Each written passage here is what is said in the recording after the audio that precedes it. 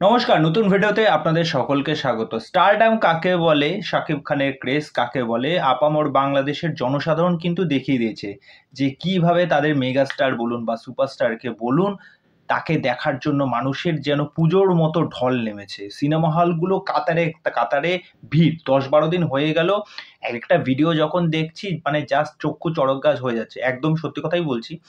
তা হলগুলো তো প্রচণ্ড ভিড়, টিকিট পাওয়া যাচ্ছে না, ২-৩ দিনের টিকিট বুক। আর যে হারে কালেকশন করছে আমার প্রত্যেকটা কমেন্ট বক্সে এসে ভিডিওতে ওখানে যারা বলছেন, যারা ওখানকার দর্শক, তারা তো বলছেন যে ব্যাপক লেভেলের কালেকশন করেছে। এবার বিষয়টা হচ্ছে, দেখুন, শুধুমাত্র তো বাংলাদেশে ভালো কালেকশন করছে বিষয়টা এমন না। বাংলার যে সমস্ত দর্শক যারা পুরো ওয়ার্ল্ড জুড়ে রয়েছে, সেটা অস্ট্রেলিয়া বলুন, আমেরিকা বলুন, ইউএসএ বলুন, কানাডা বলুন, উরুগুয়ে বলুন, অস্ট্রেলিয়া বলুন, প্রত্যেকটা জায়গায় কিন্তু তুফান কিন্তু মানে বাইরের কান্ট্রিগুলোতে কিন্তু ভালো কালেকশন করছে এবং সেটা যথেষ্ট ভালো পরিমাণে। এইবার আমাদের ইন্ডিয়াতে যেই খবরটা আপনারা পেয়ে গেছেন যে 5th জুলাই কিন্তু রিলিজ করছে তুফান। তা দেখা যাক এই সিনেমাটা এখানের মানুষের কতটা গ্রহণযোগ্যতা পায়। বিশ্বাস করুন, সত্যি কথা বলতে, বড় একজন মেগাস্টার, তারপর হচ্ছে রায়ান রাফির মতো একজন ডাইরেক্টর, এরকম ধরনের একটা কাজ যতক্ষণ না সিনেমাটা আসছে ততক্ষণ তো কিছু বলতে পারছি না। সিনেমাটা দেখার পর যে সমস্ত বক্তব্য বিষয় সেগুলো তো আপনাদের সামনে অবশ্যই রাখবো।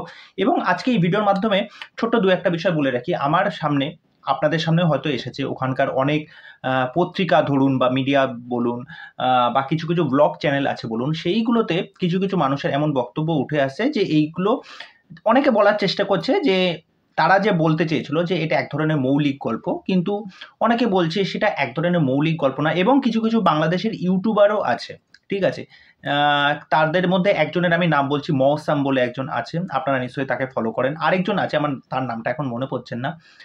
তা তাদের মুখ থেকে কিছু ডিফারেন্ট বক্তব্য শোনা যায় এবং কিছু ইউটিউবার আছে যারা সিনেমা সংক্রান্ত বিষয় নিয়ে আলোচনা করে থাকে। তারা তো এই সিনেমা নিয়ে তাদের তো বক্তব্য রেখেইছেন।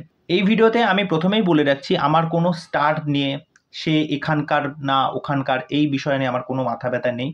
যেই কাজটা একদম জেনুইন, যেটা সত্যি, সেটাই ভিডিওর মাধ্যমে আপনাদেরকে জানাবো। আর এখানে আমি কোনো রকম ফ্যান ক্যাটারিং করার চেষ্টা একদমই করব না। কাজ যদি ভালো হয় অবশ্যই বলবো, এবং কাজের মধ্যে যদি কোনো রকম খুঁত থাকে বা কোনো বিষয় থাকে সেটা অবশ্যই তুলে আনার চেষ্টা করব। যদি সেটা আমাদের এখানকারও সিনেমা হয় সেই বিষয়টাও কিন্তু আমি আমার ভিডিওতে বলি। সেটা বাংলা বলুন, হিন্দি বলুন, যে কোনো সিনেমার ক্ষেত্রেই আমি সেটা বলে থাকি। তা বিষয় হচ্ছে এটাই, সেটাকে স্পন্টেনিয়াসলি ভাবে নিতে জানতে হবে যে আমি কোনো কাজকে খারাপ বলছি না বা কোনো স্টারকে নিচু করার চেষ্টা করছি না। বিষয়টা হচ্ছে কি, প্রত্যেকটা দর্শকের দৃষ্টিভঙ্গি এক একটা আলাদা হয়। এইবার অনেকে বিষয়টাকে গুছিয়ে প্রেজেন্ট করতে পারে, অনেকে খুব নির্লজ্জের মতো জিনিসটা বলে দেয় যে এটা কপি কপি কপি। ঠিক আছে, বিষয়টা ওরকম না। বিষয় বলার মধ্যেও একটা আলাদা দৃষ্টিভঙ্গি থাকার দরকার, বা বলার মধ্যেও একটা বাচনভঙ্গি অবশ্যই রাখার দরকার। এরপর দেখার যে এখানে কয়টা সিনেমা হলে তুফান মুক্তি পেতে চলেছে এবং এখানকার পাবলিক রেসপন্স কি। আমাদের কাছে পিঠে এসবিএফ আছে কল্যাণীতে, অবশ্যই এসবিএফ এ হয়তো দেবে এবং সেখানে দেখবো, পাবলিক রিয়াকশন নেব, আমি সিনেমাটা দেখবো, সিনেমাটা দেখেও আমার ফিডব্যাক জানাবো। তা এই হলো বিষয়। তা আজকের বিষয় এই অবধি, পরবর্তী ভিডিওতে আবার দেখা হবে। আর চ্যানেলে যারা প্রথমবার ভিজিট করতে এসেছেন তাদেরকে ওয়েলকাম, চ্যানেলে এসে আমার চ্যানেলটাকে সাবস্ক্রাইব করে দেন। এইভাবে আমার সাথে থাকুন, পাশে থাকুন। নমস্কার।